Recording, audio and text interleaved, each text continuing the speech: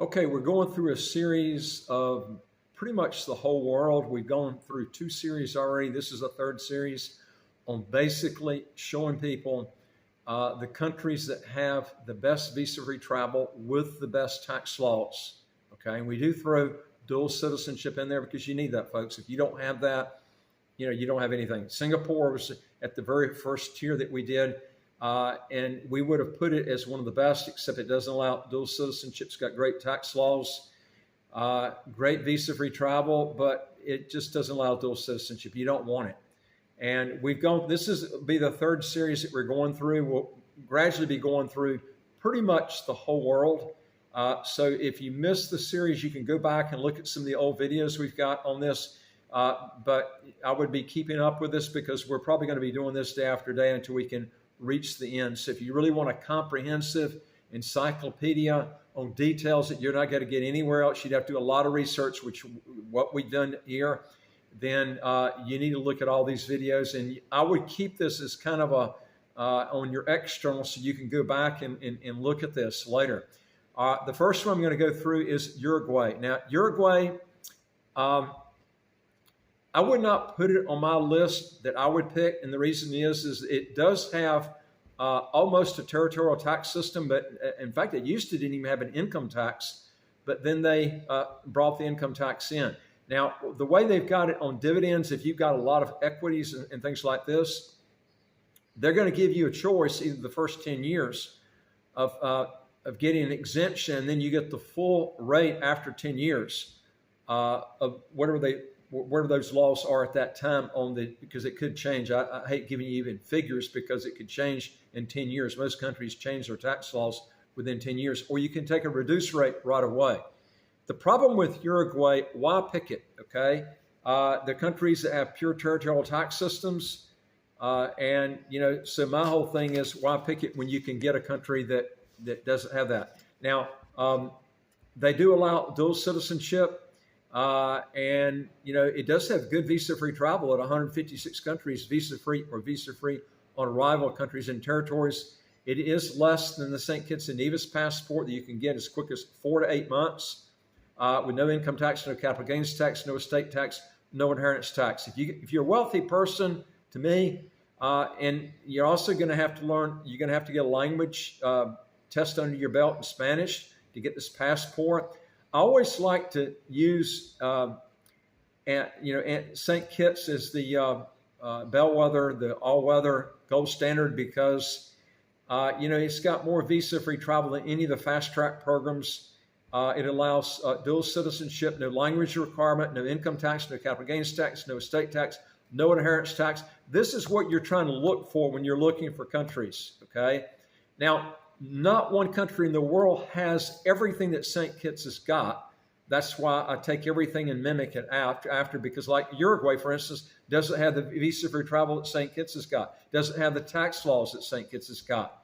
But it does have some of the other things. It does allow dual citizenship. But, we're trying to go under the gold standard and try to get as many as we can get under the gold standard as we can.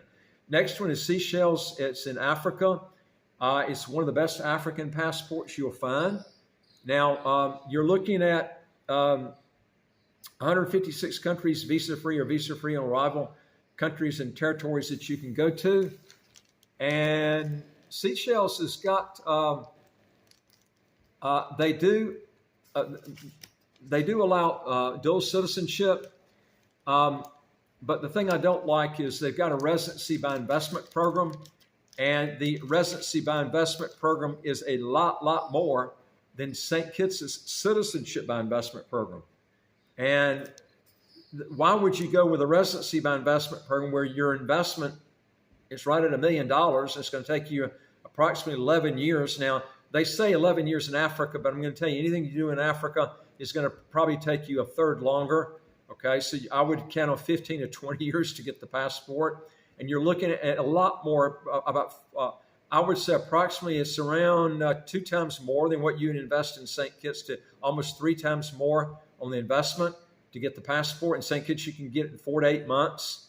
And the reason like I said, I'm comparing St. Kitts. I'm trying to show you because people forget the benefits these fast track programs have, okay? And then they go out and they get these residency by investment programs, and they forget that they could have got a citizenship by investment program and skipped all this other bullcrap they didn't have to do, okay? Or taxes they had got to pay for, okay? So I'm trying to make it easy for you and try to whittle down so you can make decisions this way, okay? Now, again, Seychelles does allow dual citizenship, and they do have a good, they've got great tax laws, but again, to get that passport, it's going to take you years and years to do it, and you're going to have to invest a lot to go in there and get that passport. If you're going to do that, why not just get a fast track program? For me, I'd leave it off the list. I mean, if you're going to go in there and try to get it for maybe a secondary pass or even a third passport on top of getting a fast track program like St. Kitts or Antigua, there are better choices to pick. Now, I'll give you an example. Let me just give you an example right here where we're at this, okay? Now, some of these will be a rollover. Even Seychelles is going to have a rollover or a matching on countries that St. Kitts has got with Seychelles, but St. Kitts has got more visa-free travel. But let's take St. Vincent and the Grenadines, which I did on my last video, okay? That was in an upper echelon with St. Kitts, okay? St. Kitts and St. Vincent and Grenadines was in the second video because they had the higher visa-free travel. St. Vincent and the Grenadines has got a visa-free travel equivalent to about St. Kitts, but they don't have the fast track program. They've talked about coming out with it. They just haven't come out with one recently. They had one for a real short period of time, a long time ago, but when 9/11 occurred, they yanked it real quick and they never brought it back. And the opposition really doesn't want it. The opposition does want it. The one in office now doesn't want it. So we'll see what happens if they change governments and they do come out with a fast track program. But the great thing about this residency by investment program with St. Vincent and Grenadines, they say you can apply for the passport 9 years. It's in the Caribbean. Add another 5 years to that, okay? Because you're not going to get it after 9 years. Everything's too slow there, okay? But you can do it for practically investing nothing, and it's got better visa-free travel than Seychelles. I don't think Seychelles did much homework when they came out with this investment threshold around $1 million to get the passport with the residency by investment, because their residency by investment programs you can go out there and get for almost nothing. Antigua's got one after 5 years of residency. St. Vincent and the Grenadines has got one after 9 years. St. Kitts and Nevis, you're looking at 14 years, and then it's not going to be quick even after the residency by investment program has been met. I told you about the person that I talked to. I even had on a video where they had to go 16 years out, 14 plus another 2 years because the government's slow. Okay, so why would you want to go with a Seychelles passport when you can go in a country and pay almost nothing and get the passport in a shorter period of time? So I'm telling you, leave it off. I would you just skip Seychelles. Better options. If you pick it, then you hadn't done your homework. That's where you're looking at these videos. Okay. Next one is Antigua and Barbuda, 154 countries, visa-free or visa-free on arrival, countries and territories. Great program, okay? Like St. Kitts better. I've mentioned other videos why, more visa-free travel, okay? It also doesn't have a requirement for Social Security if you have a local business in St. Kitts and Nevis. Antigua and Barbuda does as a requirement. So you have to pay into Social Security even if you don't qualify later to receive the benefits from it, okay? And also, a lot of times you're going to have to look at Social Security. I've done other videos on this. If you pay in two countries, like the U.S. and another country, depending on the treaties and so forth, you might not get, even if you qualify for the other country, you might not get any benefits from it with the other country that you qualified for Social Security on. There's a lot of things you have to look at, the treaties and so forth. But I'm telling you, you try to stay away from paying Social Security if you can do it, okay? St. Kitts, right now, they could change it, but right now, they don't. If you're self-employed, I'm not talking about employees with companies, St. Kitts does require it. If you have a business and you got employees, you're required by law to file Social Security for them. I'm talking about the business owner, okay? If he doesn't want to do it right now, it's St. Kitts would like for you to do it, but they don't make you do it, okay? So, but that could change.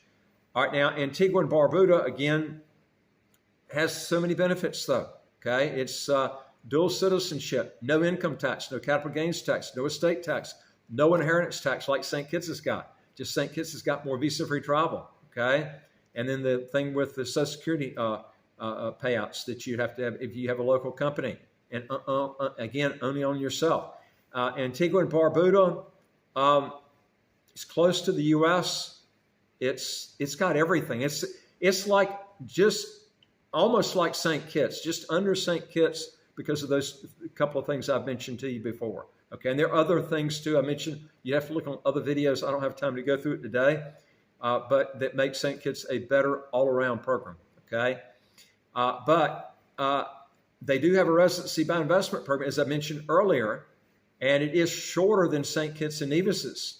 So that is an option. We also do that for people. So if you want that residency by investment, we can help you in doing that also. The next one is Costa Rica with 152. And by the way, too, Antigua and Barbuda, I would recommend the residency by investment or the citizenship by investment.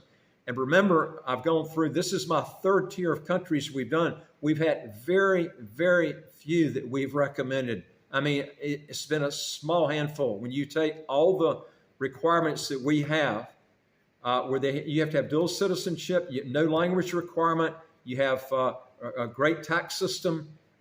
When you add the visa-free travel in consideration, almost no country qualifies, okay, except for the ones I've put on these three videos that I've done, okay. Costa Rica, great tax laws, territorial tax system, 152 countries, visa-free or visa-free on arrival, countries and territories that you can go to. The problem with Costa Rica is it doesn't allow dual citizenship. I've told people before, if you're going to a country and you're wanting to get the passport, they don't allow dual citizenship, forget it. Panama is the same way. Just forget it. Don't even apply. Why? There's too many other countries. Pick Guatemala. Pick El Salvador. Both of those countries have visa-free travel to Schengen countries. Allow dual citizenship. Why do you want Costa Rica? Okay, leave it off. And I wouldn't even go there to reside there. Always pick countries that have all these benefits, I'm telling you, before you pick up your bags and move and then find this out hard way, like I did going to Panama back, doing all this studying I did back in the 1990s. They didn't have the internet like you got today. And I learned the hard way. Okay, so I'm trying to teach you not to learn the hard way. Next one is Trinidad and Tobago. The problem with Trinidad and Tobago, it taxes worldwide income if you live there. And they do have 151 countries visa-free or visa-free on arrival countries and territories that you can travel to. But again, it doesn't fit all the molds on everything I've mentioned. The tax laws are sorry. Again, they tax worldwide income if you live there. Also, they only allow dual citizenship if you're born there or if it's by descent, okay? So if you're going there to get naturalized, which is 95%, maybe 100% of the people looking at this video today, you're just going there to try to get residency, to get the passport. You weren't born there. You're not getting the citizenship by descent. Then why pick this country? Okay, they're going to tax you heavily. You're going to have to drop your other passports. This is what you want to look at. Now, folks, we don't monetize this station, so it would help us out to get this video up to more people. If you'd give a thumbs up and help us and get this video out. I'm also going to be dissecting. This series is going to continue. So we're going to go through and dissect these out, and then you can write these countries down and then decide at the end which ones you like the best. Saves you a lot of time. It'll keep you from messing up and making an international move to a country, and then all of a sudden you find out you got to take a language test to pass some friggin' test to get the passport, or you're going to have to give up all your other passports. These are things we're trying to teach you how to prevent from having problems ahead of time. If you want to know more on this, go to our website, www.citizenshipquickly.com, and just ask for some help. And I would like to hear from you. If you got a question or comment, just put it below. And don't forget the subscribe button right on your screen. You'll get new videos automatically as they come out. And I look forward to talking to you on the next video. Take care.